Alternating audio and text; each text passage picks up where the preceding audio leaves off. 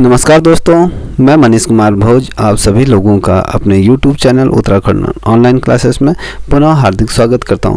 दोस्तों, मैं जो आज श्रृंखला आपके सम्मुख से लेके हुए उपस्थित हुआ हूं वो चित्रकला विषय से संबंधित है।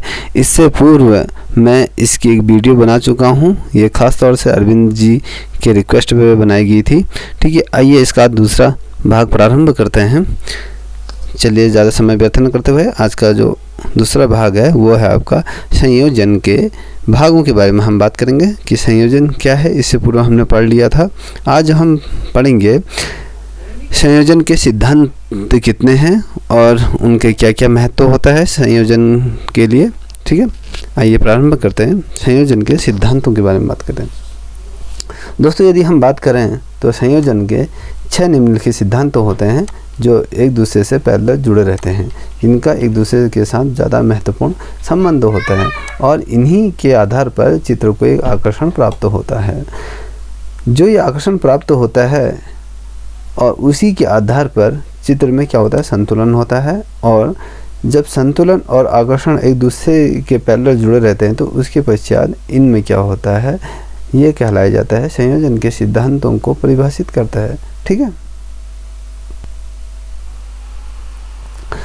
दोस्तों, जो इसका पहला जो सिद्धांत है वो है आपका संयोग, उसके बाद सामंजस्य और उसके बाद तीसरा है आपका संतुलन, चौथा नंबर का है ये प्रभाविता।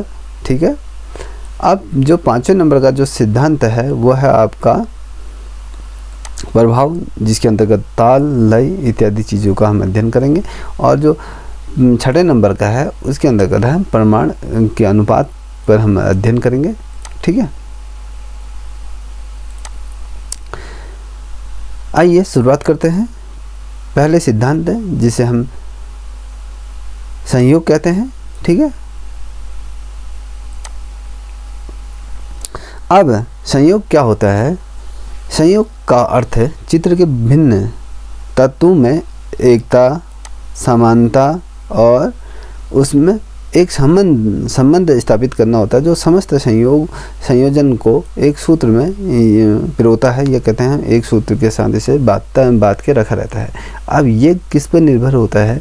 ये संयोग के आधार पर इसे हम निर्धारित करते हैं। जब किसी चित्रकार द्वारा चित्र के अंतर्गत जो विभिन्न तत्वों का जब प्रयोग करता है, जैसे कि उसके अंतर्गत तत्व होते हैं, तत्वों के अंतर्गत आप रेखा, आकृति इत्यादि चीज़ों को देख सकते हैं। और उसमें एकता मतलब उन सभी को एक जगह पर समग्र तौर पर स्थित करना और चित्र में समानता लाना, साथ ही उसमें एक संबंध विस्थापित करना जो समस्त संयोजन को क्या करता है, एक सूत्र में, एक धागे में से पिरोए रहता है। जैसे मान लीजिए हम किसी शर्ट के बटन को लगा रहे हैं तो धागा और सुई के माध्यम से उसको हम एक जगह पर स्थापित कर सकते हैं। यदि धागा ही धागा रहे और वो उलझा हो तो हम उसके माध्यम से उसे स्थापित नहीं कर सकते हैं। कहने का मतलब है कि संयोग के माध्यम से किसी चीज़ को संयोया जा सकता है। ठीक है, अब इसके अंतर्गत आप देखोगे जैसे विभिन्न चित्र हैं, चित्रों के अंतर्गत आपको काफ़ी चीज़ें देखने को प्राप्त होंगी। इन चित्रों के माध्यम से आपको वर्ण में जो वर्ण होता है उसमें बिखराव नहीं होना चाहिए, उसमें बिखराव देखने को हमें नहीं मिलेगा। साथ ही क्या होता है, चित्र में जो हम चित्र बनाते हैं उसमें विभिन्न आकृतियाँ, वर्ण आदि क्या होते हैं इस प्रकार से संजोए जाते हैं जिसमें ऐसा लगता है कि एक प्रतीक हो या चित्र के टुकड़ों में जो टूटने से उसको क्या करता है, बचाता है। हम किसी चित्र को जब बनाते हैं हमारी मेन फोकस ये रहता है कि उसमें चित्रों को समावेशित रूप से उसे बांधे रहे और उसे बिखरने से बचाए और टुकड़े होने से बचाए। और चित्र में ऐसे भाव या ऐसे विचारों को उत्पन्न करना एक हमारा उद्देश्य होता है। जब कोई चित्रकार किसी पेंटिंग को निर्मित करता है तो उसके सम्मुख से या वो दूरगामी ये सोचता है कि जो चित्र को मैं बना रहा हूँ वो किस कॉन्सेप्ट पे बन रहा है, वो कॉन्सेप्ट क्लियर होना चाहिए और ये कॉन्सेप्ट दर्शक को कितना अपने आगोश की तरफ आकर्षित करेगा, उसको कितना सोचने में विवश करेगा, ये उसका एक भाव होता है। ठीक है।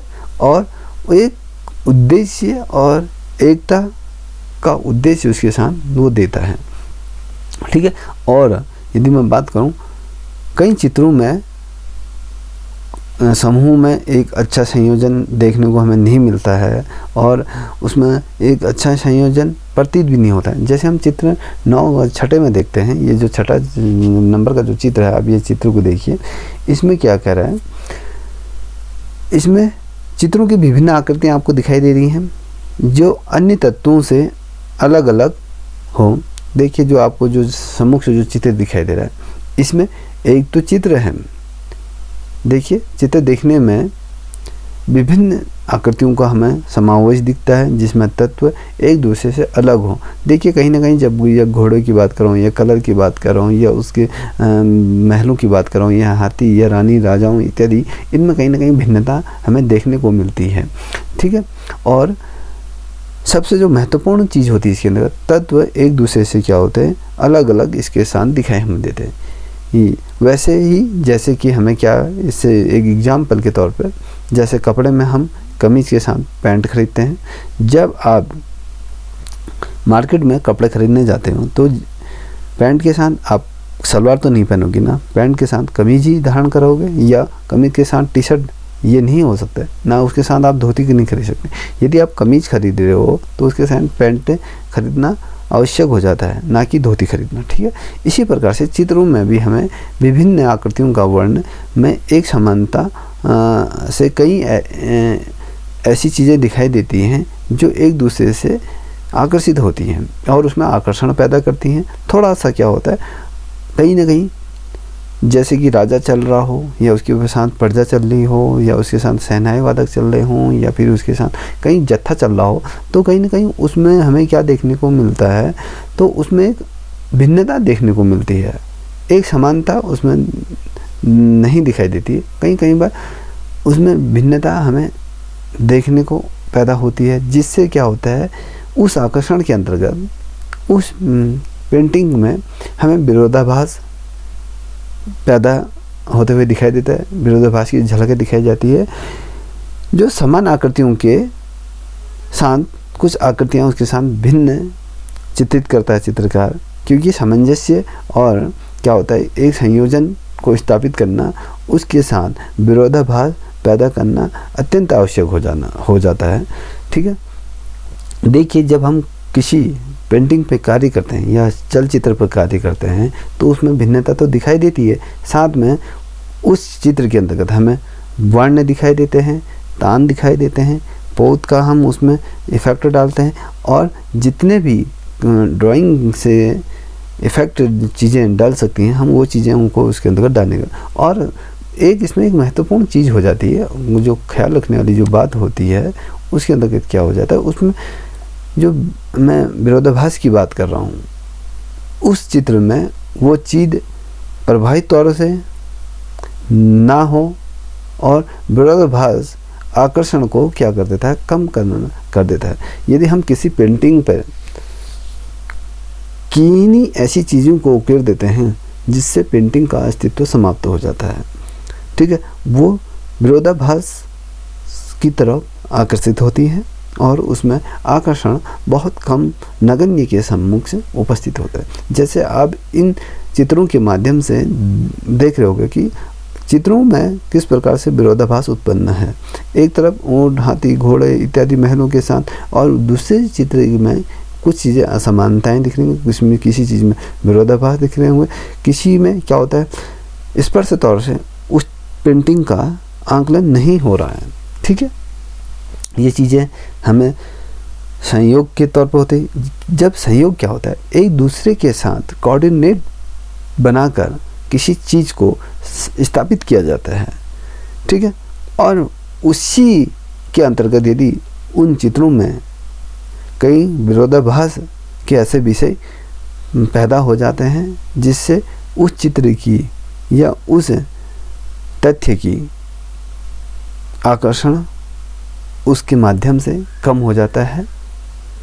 इन सभी को मद्देनज़र रखते हुए हमें उसमें संयोग का भाव या वर्ण उसमें सजाना आवश्यक हो जाता है।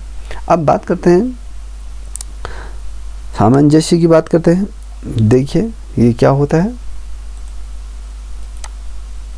इसके अंतर्गत हमें जो चीज़ हमें सर्वाधिक देखने को प्राप्त होती है वो होती है आपकी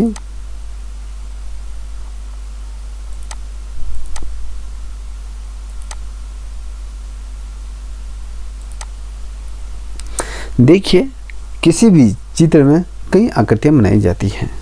कोई भी चित्रकार किसी चित्र को बनाता है या उसमें ग्रामीण दृश्य का अंकन करता है तो उसमें उस आकृति के अंतर्गत ग्रामीण जीवन का विभिन्न रूपों में उसका उल्लेख दिखाई जाता है।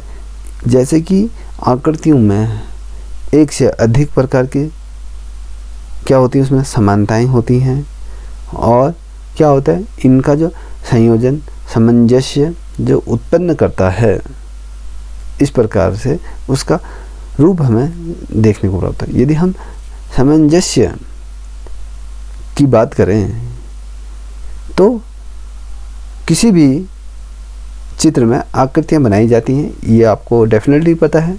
और जब इन आकृतियों में एक या एक से अधिक प्रकार की समानता होती है, वहाँ पर इनका संयोजन या सामंजस्य वहाँ पर उत्पन्न हो जाता है।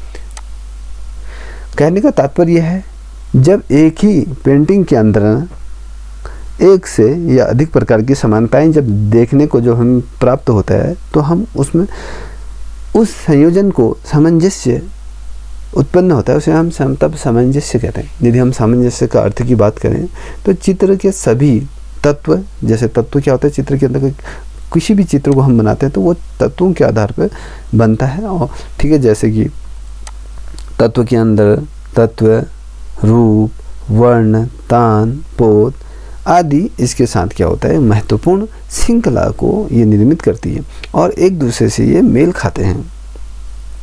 अब यदि मैं इन सभी तत्वों की बात करूं तो तत्व में यदि रेखा, रूप, वर्ण आदि चित्रों में क्या होते हैं, चित्र के विषय से जुड़े हुए रहते हैं और उसको महत्वपूर्ण रूप से ध्यान रखने वाली बात हो जाती है।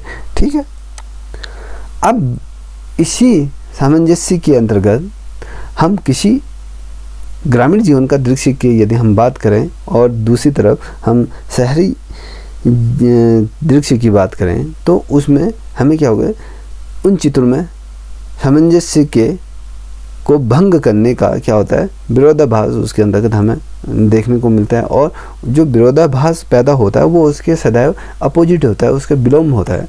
और इसका अर्थ यह नहीं होता है कि चित्र में विरोधाभास का प्रयोग बिल्कुल ना किया जाए। किसी भी चित्र में विरोधाभास उत्पन्न किया जाता है।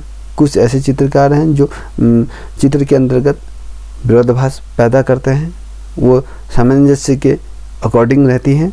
अब जैसे कि मैं आपको चित्र के माध्यम से दिखाना चाहूँगा, एक और आपको ग्रामीण जीवन का दृश्य दिख रहा होगा और दूसरी ओर आपको शहरी जीवन का दृश्य दिख रहा है।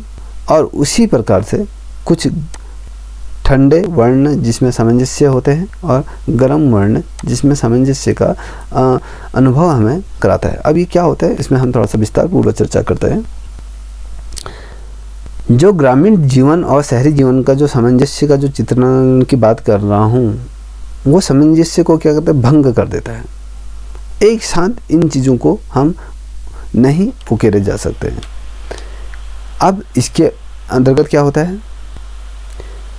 यदि हम सामंजस्य का जो विरोधाभास का बात करें, जो इसके अपोजिट की बात कर रहे हैं, तो इसका अर्थ यह नहीं होता है कि चित्र में, देखिए इसका अर्थ यह नहीं होता है कि चित्र में बिल्कुल भी विरोधाभास का प्रयोग ना किया जाए। ठीक है, सामंजस्य चित्र में सदैव भाव को जागृत करता है और चित्र में कुछ मुख्य आकृतियाँ होती हैं जो उसकी कुछ सहायक आकृतियाँ होती हैं और कुछ मुख्य आकृतियाँ होती हैं। जो सामंजस्य का होना उसके अंतर्गत क्या हो जाता है, अति महत्वपूर्ण हो जाता है।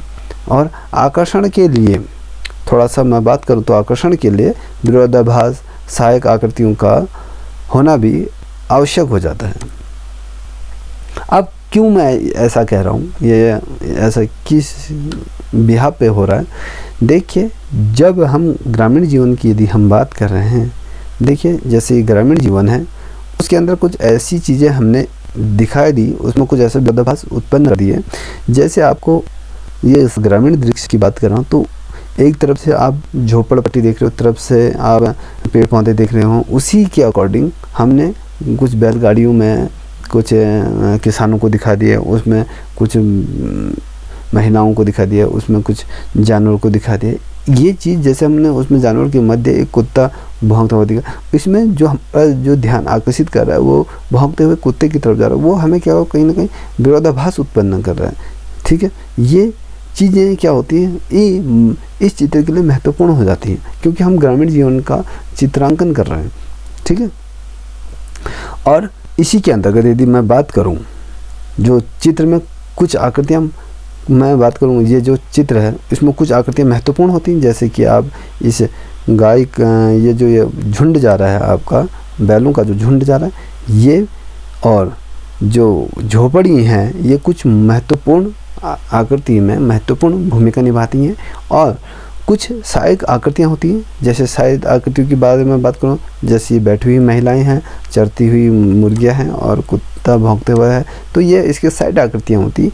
और कुछ जो इन आकृतियों को भ्रमित करती हैं और जो मुख्य आकृतियों में जो सामंजस्य होना आवश्यक हो जाता है, उसके लिए जो विरोधाभास उत्पन्न करता है, तो कहीं ना कहीं उसके साइड के कुछ ऐसे तत्व होते हैं जो उसके पैरेलल नहीं होते हुए भी उसमें दिखाई देते हैं। ये क्या होता है, पेंटिंग के लिए विरोधाभास उत्पन्न करना और उसको दृश्यांकन के रूप में संजोया जाता है। ठीक है, अब बात करते हैं इसके अंतर्गत क्या चीज़ें हमें देखने को प्राप्त होती हैं जो विरोधाभास के लिए आवश्यक और आकृतियों के लिए महत्वपूर्ण हो जाती हैं।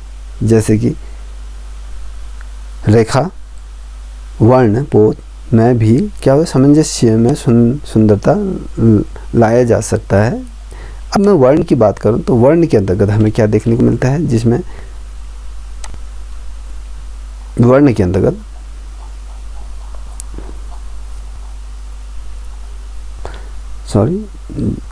अब वर्ण की बात कर रहे हैं, तो वर्ण के अंतर्गत हमें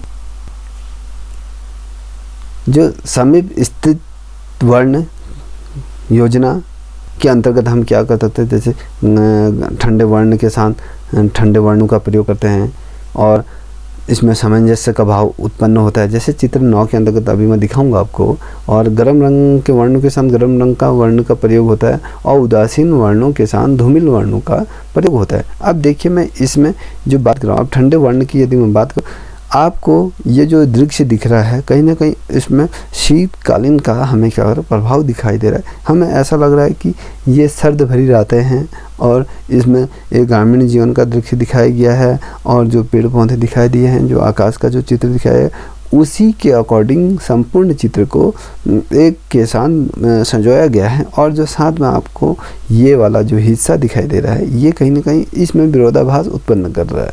ठीक है, कहीं अगर ये ना हो तो पूरा चित्र ठंडे वर्ण के सम्मुख से उपस्थित होता है और इसमें चित्र में विरोधाभास थोड़ा सा उत्पन्न करने के लिए ये चीज़ों का दर्शाना आवश्यक हो जाता है। अब ठंडे रंग जो होते हैं, जो ठंडे रंग होते हैं वो कुछ डार्क होते हैं, डार्क के साथ उसमें थोड़ा सा उसका सामंजस्य बैठाने के लिए हल्के वर्णों का प्रयोग किया जाता है। कहीं पर आपको डार्क रंगों का प्रयोग दिखे, नीले डार्क रंग का प्रयोग दिखाएगा, कहीं पर हल्के रंग का प्रयोग होगा। उसी के पैरेलल यदि मैं बात करूं गर्म वर्ण की, तो उसमें क्या है, एक झोपड़ी दिखा के रखी है जिसके चारों तरफ आकाश और साथ ही प्रकाश का उच्चारण इसमें दिखाया गया है, जिसमें ये प्रतीत हो रहा है कि ये आग से झुलसता हुआ प्रतीत हो रहा है। साथ ही गर्मी का आलम यहाँ पर इस वर्ण के साथ सामंजस्य उत्पन्न हो रहा है।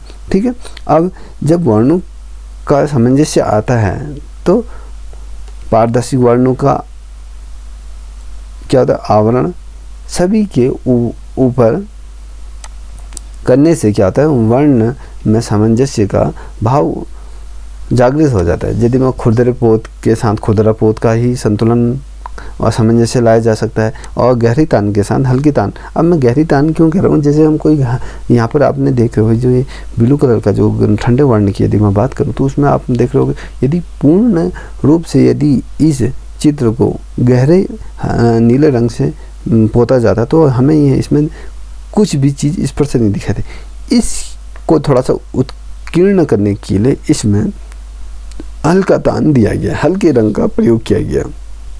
और जो बीच का जो मध्य तान का जो प्रयोग होता है उससे क्या होता है, चित्र में तान का सामंजस्य स्थापित होता है।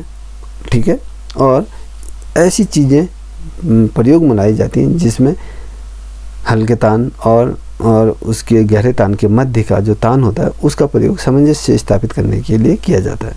और किसी अच्छे चित्र की यदि मैं बात करूं, जैसे आप चित्र 11 में देख रहे होगे, चित्र 12 में देख रहे होगे और चित्र 13 के अंतर्गत आप जो चित्त उदासीन वर्ण योजना के अंतर्गत आप देख रहे होगे, इसमें जो एक व्यक्ति का जो चित्रांकन किया गया है तो उसमें थोड़ा सा वो उदासीन तौर पे दिखाई दे रहा है, व्याकुल दिखाई दे रहा है। और क्या हुआ, जिस प्रकार के उसका जो हल्का और गहरे रंग का तानों का जो प्रयोग हो रहा है उससे इस चित्र में सामंजस्य स्थापित किया जा रहा है। उदासीन वर्ण मतलब कहीं डार्क कहीं हल्कापन इसके अंदर दिखा रहा है। उसी प्रकार है पोत की यदि मैं बात, पोत के अंदर किस प्रकार से सामंजस्य स्थापित किया जाता है, गहरे रंग के मध्य हल्के वर्णों का प्रयोग किया गया है। और साथ ही जो तान की यदि मैं बात करूँ, तान में क्या होता है, एक वर्ण के अकॉर्डिंग उसी वर्ण को उसके साथ प्रयुक्त किया जाना। जैसे हम बात करें बाल कला के अंतर्गत या अकादमिक कला के अंतर्गत इन चीज़ों का विचार नहीं किया जाता है। आधुनिक कला में सामंजस्य की अपेक्षा विस्वाद को अधिक महत्व दिया जाता है। ठीक है, जैसे चित्र में जितना अधिक सामंजस्य होगा उतना उसके अंदर का शीतलता, शांत, ये चीज़ें। अब हम किसी पेंटिंग को या स्केच पेंटिंग को ड्रॉ कर रहे हैं, उसमें एक ही तान से विभिन्न वर्णों का प्रयोग किया जाता है। एक पोत से एक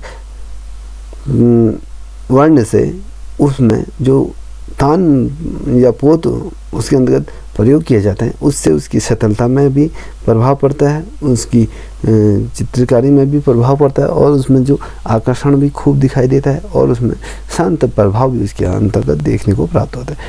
अब बात करते हैं संतुलन बैलेंस की बात करें, ये क्या होता है।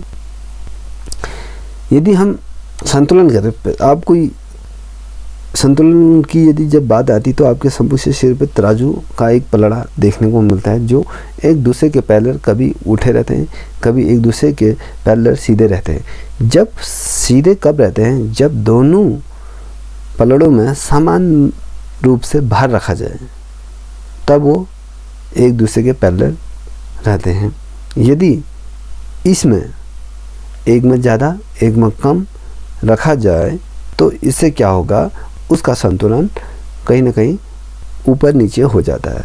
उसी प्रकार से चित्र में भी इसी प्रकार का संयोजन देखा जाता है जिसमें विरोधाभास उत्पन्न हो जाता है। यदि चित्र को एक तरफ से झुकावा दिया जाए, एक तरफ से उसको उच्च तरह से उठा दिया जाए तो चित्र में कहीं ना कहीं उसमें विरोधाभास की कड़ियाँ पैदा हो जाती हैं। ठीक है, आइए शुरुआत करते हैं। संतुलन की बात करें, संतुलन के अनुसार देखिए इसकी जो थोड़ा सी भाषा है, संतुलन के अनुसार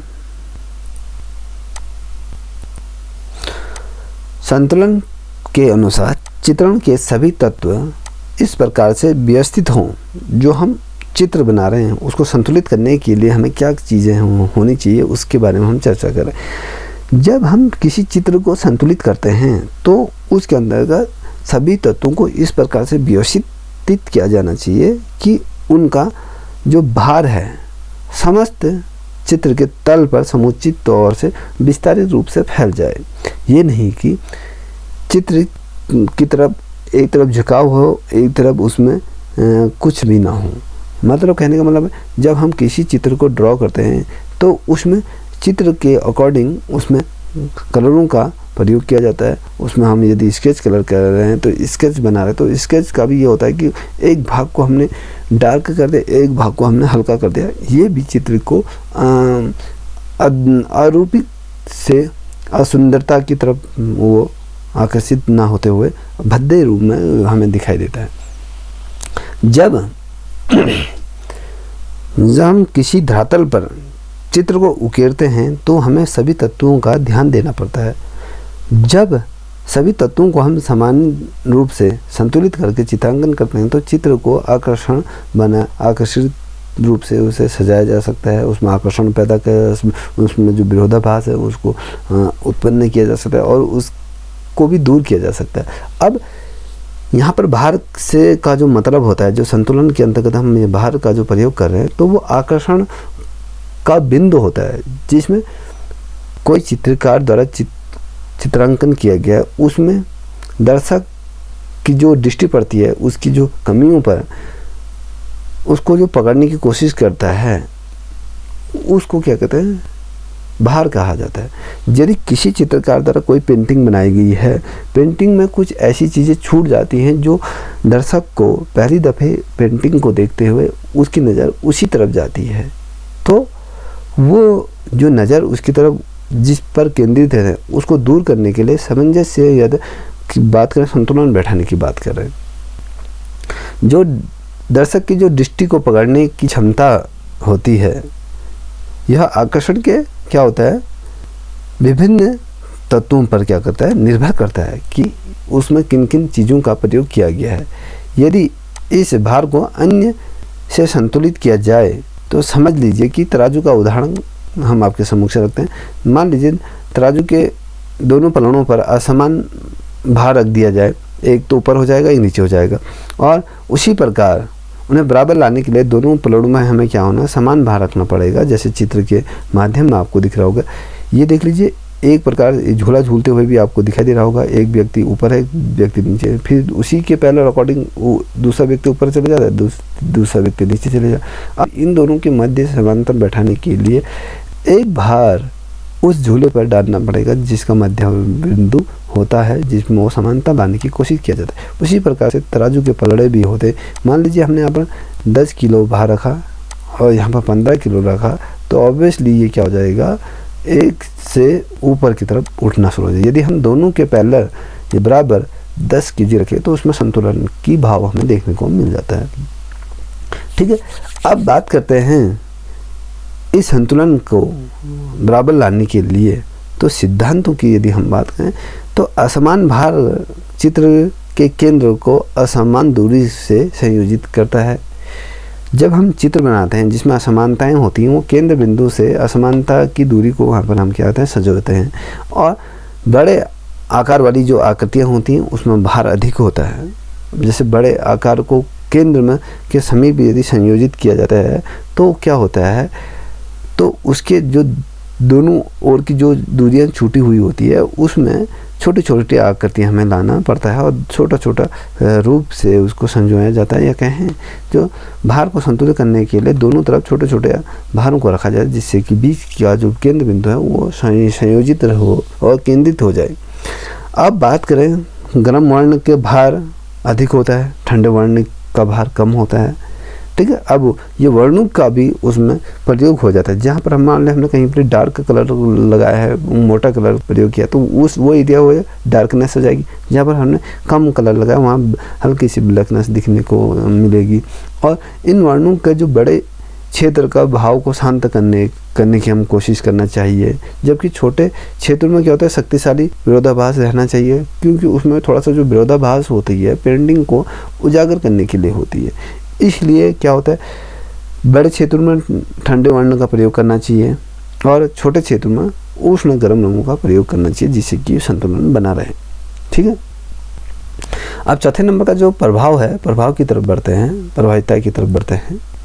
अब प्रभाविता का अर्थ होता है हमारी दृष्टि चित्र में सर्वाधिक महत्वपूर्ण तत्वों को सबसे पहले क्या गति पकड़ती है, उन्हें क्या होता है महत्व देती है और उसके अनुसार अन्य तथ्यों पर हमारी दृष्टि पड़ती है। ठीक है, कहने का मतलब यह है जब हम किसी पेंटिंग को देखते हैं तो हमारी जो दृष्टि है वो सर्वाधिक महत्वपूर्ण तत्वों पर सबसे पहले पड़ती है और उसके बाद क्या होता है, जो महत्वपूर्ण जो बिंदु होते हैं और तत्व होते हैं उनकी तरफ बाद में हमारा ध्यान आकर्षित होता है।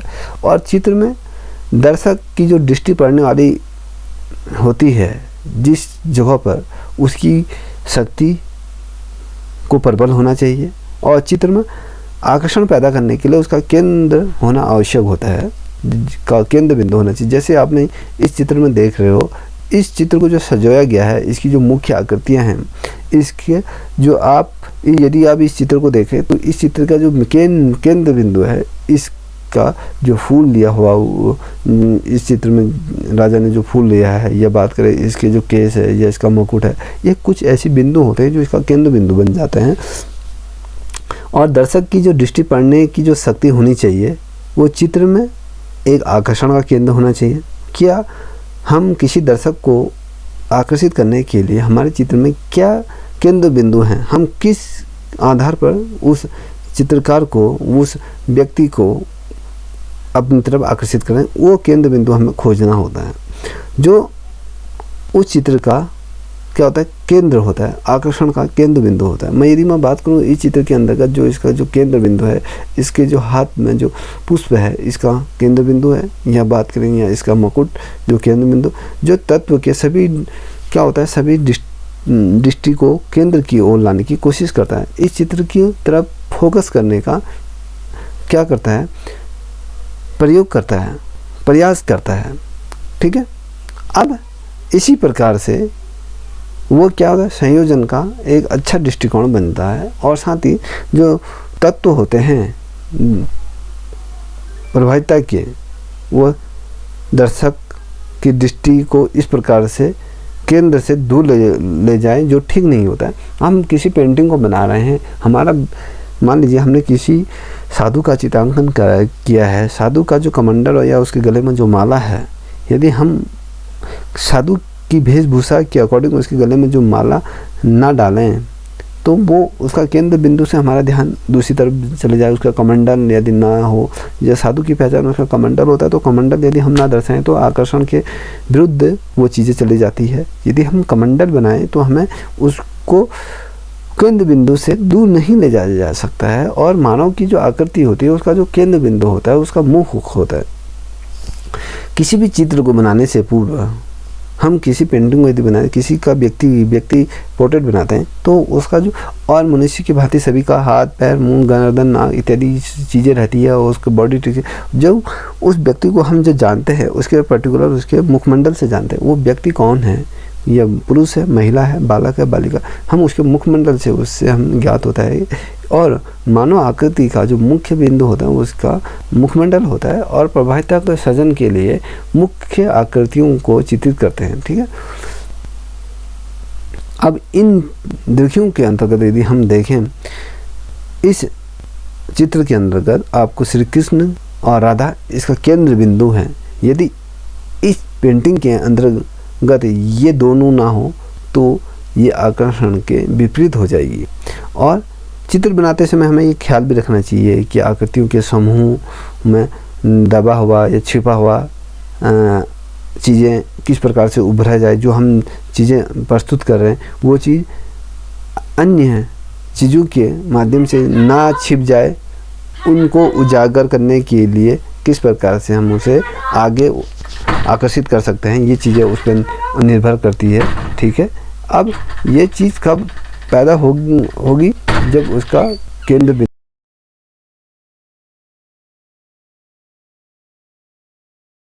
इस चित्र के बारे में बात करूं तो क्या होता है, जब कोई चित्रकार चित्र बनाते समय कुछ चीज़ों को महत्वपूर्ण तरीके से ध्यान में रखता है। जैसे किसी चित्र में सामूहिक रूप से दर्शकों को दर्शाया जाता है, या उसके आसपास बहुत से व्यक्तियों को दर्शाया जाता है, या किसी गांव का दृश्यांकन होता है, या किसी महल का दृश्यांकन होता है, तो जब समूह में चित्रांकन किया जाता है तो उन आकृतियों के समूह में कुछ ऐसी चीज़ें जो हम उकेरना चाहते हैं, वो जो महत्वपूर्ण रूप से उस पेंटिंग का प्राण होते हैं, या कहें उसका केंद्र बिंदु होते हैं, वो चीज़ें ना छिपें, इनका हमें ध्यान देना। जिस प्रकार से भीड़ भाड़ में कोई व्यक्ति खड़ा होता है, वो उस व्यक्ति के सामने बहुत से व्यक्ति खड़े हुए नज़र आते हैं, और वो व्यक्ति को दर्शाने के लिए व्यक्तियों के सामने होते हुए भी वो नज़र नहीं आता है, तो उसी चीज़ को आकृति के समूह का मुख्य बिंदु पर नहीं जाती। कहने का तात्पर्य है कि इसमें जो स्पष्ट तौर पर लिखा है, जिस प्रकार भीड़ में खड़ा व्यक्ति के सामने होते हुए भी वह नज़र नहीं आता है, उसी प्रकार आकृति के समूह में आकृतियाँ पर नज़र नहीं आती हैं, और इसलिए मुख्य आकृति पीछे रिक्त स्थान रखने वैसे अन्य आकृतियों से बड़ा वह आकर्षण रंग से महत्व प्रदान किया जाता है।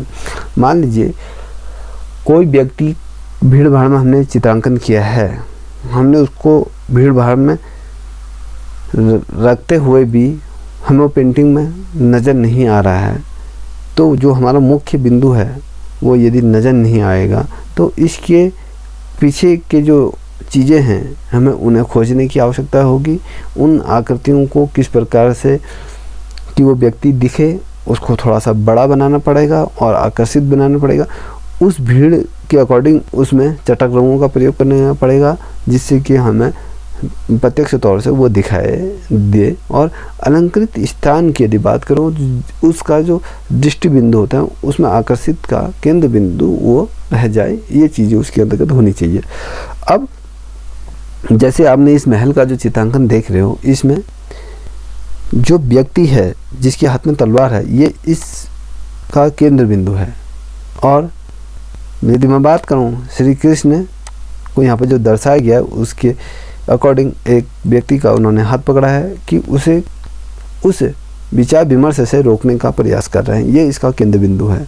इसी प्रकार से हमने ये भीड़ भाड़ वाला जो आपने ये जो पेंटिंग देख रहे हो, इसमें बहुत ढेर सारे व्यक्ति दिख रहे हैं, जिसमें एक पैरेलल हम अन्य व्यक्तियों को यदि हम देखने की कोशिश करें तो हमें नहीं दिखाई देंगे। अब इसका जो केंद्र बिंदु है इस चित्र का, जिसमें हम सामंजस्य बैठाने की बात, संतुलन बैठाने की यदि हम बात करें, तो भीड़ भाड़ में जो इसका जो मेन बिंदु होता है तो वो होता है राजा। यदि हम राजा को भी इसी भीड़ के अकॉर्डिंग छोटा बना दें या उसके पैरेलल रख दें तो हमें राजा स्पष्ट तौर से नहीं दिखाई देगा और इस चित्र की वैल्यू कम हो जाएगी। जो हमारा केंद्र बिंदु है वो राजा प्लस हाथी और घोड़े, और जो उसके जो पीछे की जो भीड़ भाड़ है वो उसका हिस्सा है। ठीक है, ये चीज़ महत्वपूर्ण हो जाती है। और क्या होता है, इस बात का हमें हमेशा ध्यान रखना चाहिए, अधिक से अलंकरण, जिससे कि दर्शक उस विषय से क्या होता है भटका दिया जा सकता है।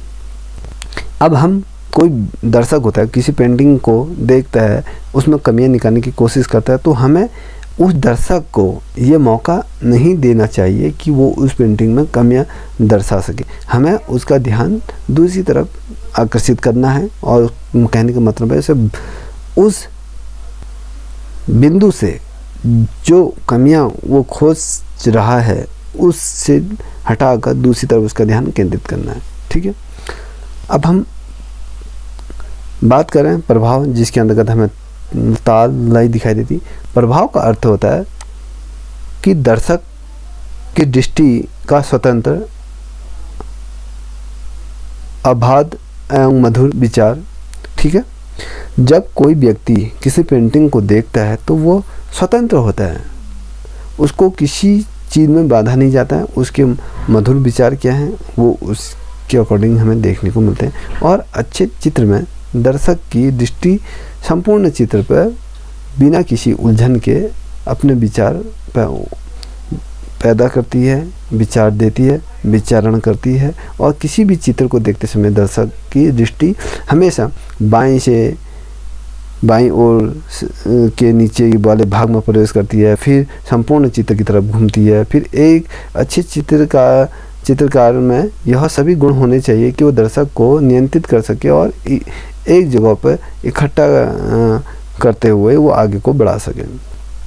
कहने का मतलब है, जब हम कोई चित्रांकन करते हैं, हमारा उद्देश्य ये होता है कि जो दर्शक हमारी जो पेंटिंग को देख रहे हैं वो ऊपर से लेके, दाएं से लेके, बाएं से लेके हर तरफ चित्रकार को अपने आगोश में ले और उसको हर चीज़ सोचने में विवश कर रहे हैं और उसमें जो कमियां वाली बात कर रहे हैं तो वो उसमें उजागर ना कर सके।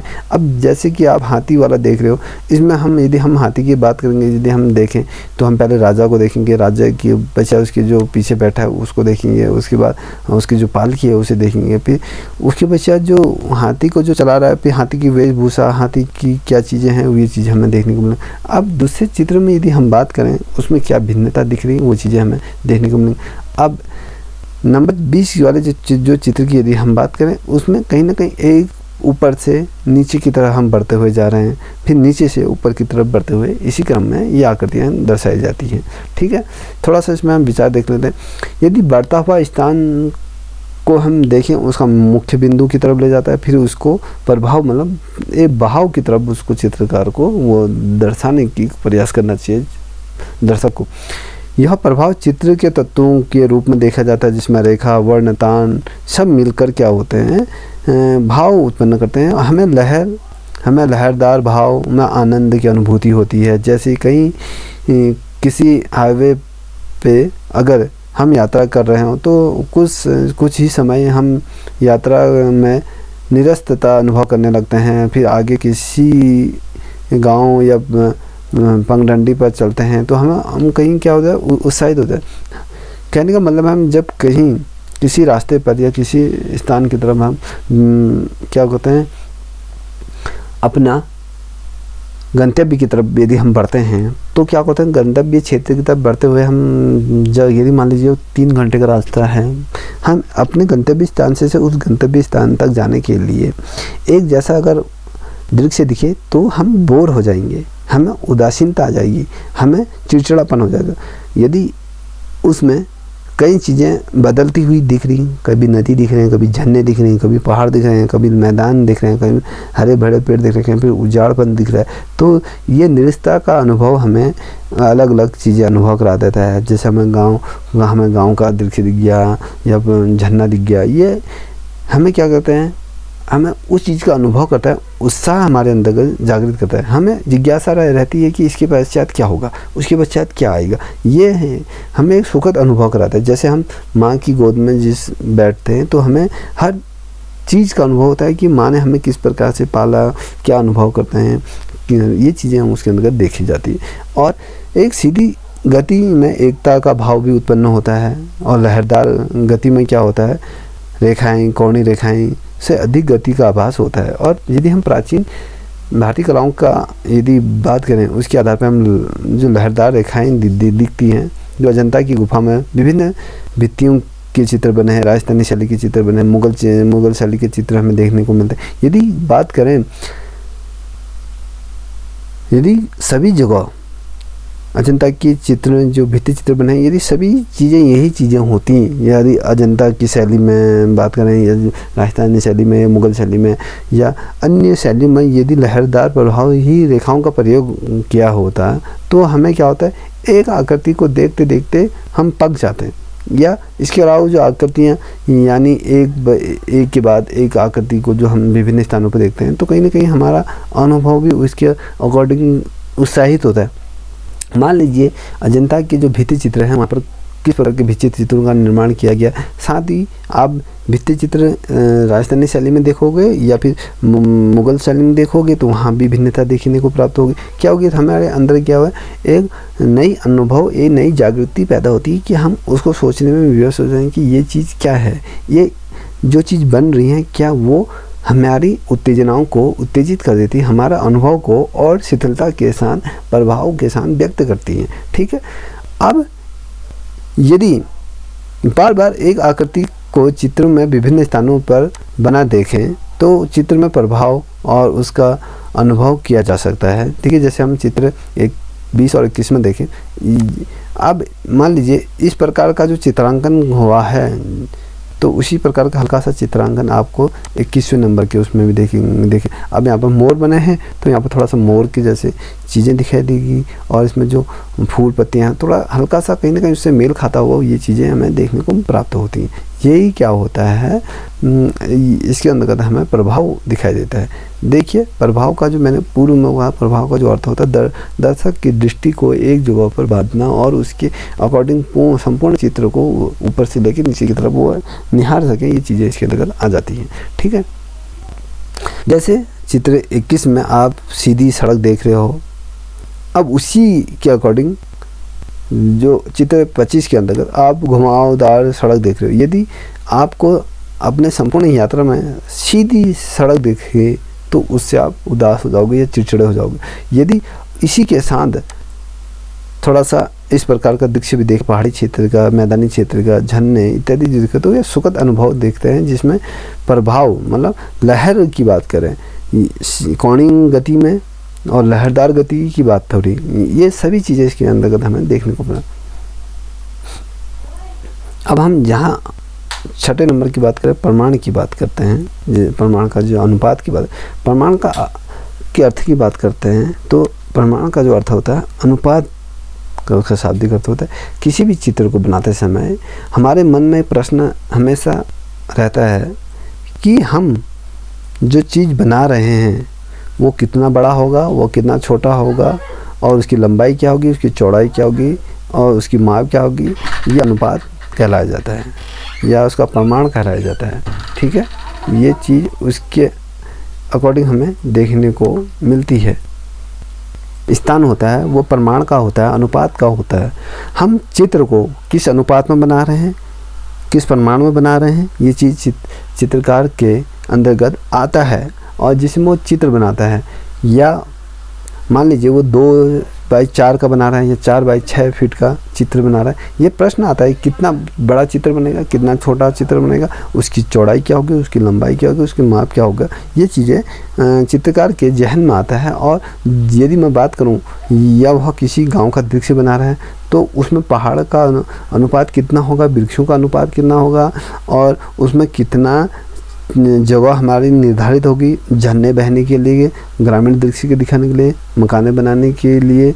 ये सभी अनुपात क्या होते हैं, एक दूसरे के पैरेलल होते हैं। अब यदि हम पहाड़ों की बात करें, पहाड़ों और पेड़ों का अनुपात कितना होना चाहिए, मानव आकृति का अनुपात कितना होना चाहिए, ये चीज़ें इसके अंतर्गत हमें दर्शानी होती हैं। दर्शक के जहन में ये चीज़ें होती हैं। ठीक है, अब बात करते हैं प्रमाण के मध्य हमें पशु पक्षियों को भी दर्शाना होता है, जिसकी भिन्नता होती है, उनकी आकृति भिन्न, उसका माप भिन्न होता है, मानव की भिन्न होती है, स्त्री की भिन्न होती है, उसका आकार, उसका कद, और मनुष्य में क्या अंतर है और स्त्री में क्या अंतर है, और मनुष्य और देवी देवताओं का भी इसमें क्या होता है, चित्रांकन निर्धारित करना होता है। यदि हम किसी चित्र को बड़ा बना रहे हैं या उसमें क्या चीज़ दर्शा रहे हैं, और जो मनुष्य शरीर है वो कितना बड़ा है, कितना छोटा है, बनाते समय क्या होता है, इन प्रमाणों का भी हमें क्या होता है ध्यान रखना पड़ता है। साथ ही जो मनुष्य के शरीर के जो विभिन्न अंग होते हैं उनका क्या अनुपात होना चाहिए। हम मान लीजिए हमारी हथेली है, अगर हथेली को हम मुंह के पर ठोड़ी से बाल और मस्तिष्क को मिलाने वाली रेखाओं को हम यदि ज्ञात ना करें तो हमारा मुखमंडल और हमारे हथेली का प्रमाण अलग अलग होगा, एक जैसा नहीं होगा। और इन इकाइयों को जो हम बांटते हैं तो इनको हम यदि हम इन इकाइयों को बांटते हैं तो इसको ताल के रूप में हम बांटते हैं। यदि हम प्राचीन ग्रंथों में कुछ मानव आकृतियों की माप हमें देखने को मिलती है, ठीक है, जिसमें उत्तम, नवताल और इस प्रकार से इन्हें कहते हैं। आइए शुरुआत करते हैं। जो किसी ताल को यदि विभाजित करते हैं तो किसी प्रतिमा के 9 भागों में उसे विभाजित किया जाता है। किसी पोर्ट्रेट को बनाते, किसी मनुष्य के चित्रांकन करते हैं तो उसे 9 भागों में हम विभाजित करते हैं। पहला भाग होता है जो पहली ताल होता है, 9 तालों में से विभाजित। पहले ताल में माथे के बीच से ठोड़ी तक का एक ताल कहा जाता है, ठीक है।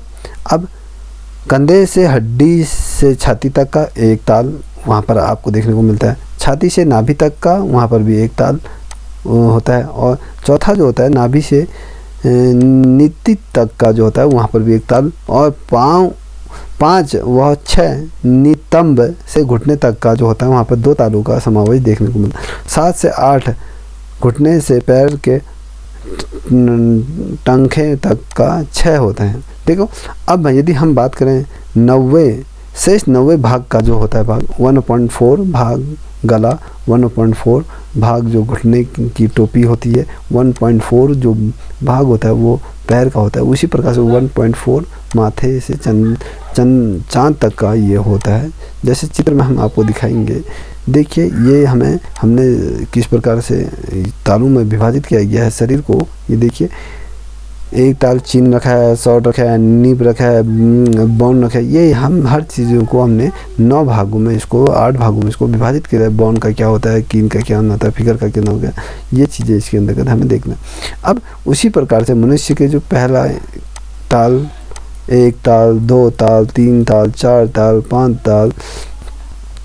ताल, 6 ताल, 7 ताल, 8 ताल और 9 ताल, ये देखिए पैर से लेकर शरीर तक के जो हमने 9 भागों में से विभाजित किया है। हेड, शोल्डर, नी और एल्बो, हेड, वेस्ट और नी, हैंड,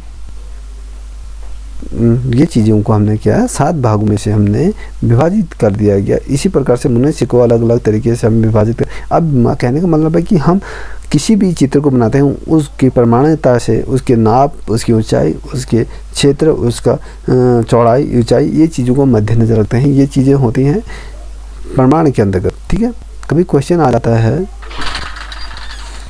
कि प्रमाण क्या होता है, प्रमाण को कितने भागों में बांटा गया। प्रमाण को 9 भागों में बांटा गया और कहीं पर 8 भागों में। शरीर की यदि हम चौड़ाई की बात करें, शरीर का जो एक भाग होता है गर्दन से लेकर भाग, जो गर्दन से 1.2 भाग होता है, एक कंधे से दूसरे कंधे तक की जो चौड़ाई होती है वो 3 भागों से विभाजित। छाती को एक भाग में, अलग अलग भागों में से विभाजित किया गया है। ठीक है दोस्तों, यदि आप लोगों को ये वीडियो पसंद आ रही हो तो प्लीज़ इसे लाइक, शेयर, सब्सक्राइब करें और अपने साथियों को भी अधिक से अधिक से शेयर करें।